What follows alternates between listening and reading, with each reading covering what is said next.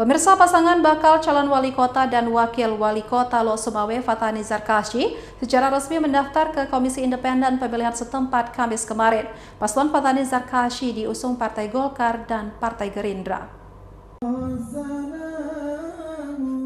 Sebelum mendaftar ke kantor Komisi Independen Pemilihan atau KIP Lok Sumawe, paslon ini sempat dipesijuk oleh ulama karismatik Aceh Abu Payapasi. Pasangan calon ini juga terlebih dahulu melakukan deklarasi di stasiun Kafe Lok Sumawe yang dihadiri oleh para pengurus partai pengusung dan relawan.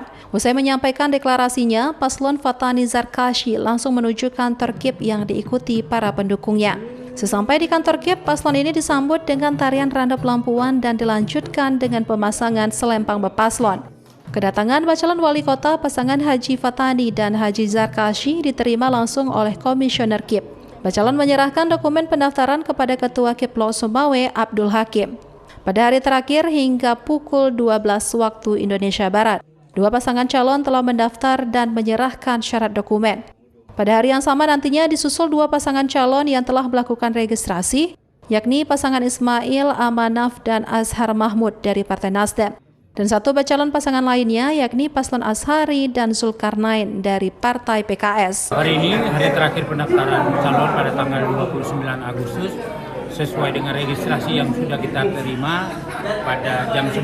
Pasangan Haji Fathani dan Haji Zarkasy seperti yang sudah kita lihat bersama sudah datang melakukan pendaftaran, menyerahkan semua dokumen yang dipersyaratkan dalam persyaratan bakal calon. Nanti petugas operator silon kita akan mengecek kebenaran formil ataupun kelengkapan dokumen yang telah diserahkan, kemudian nanti akan disandingkan dengan silon.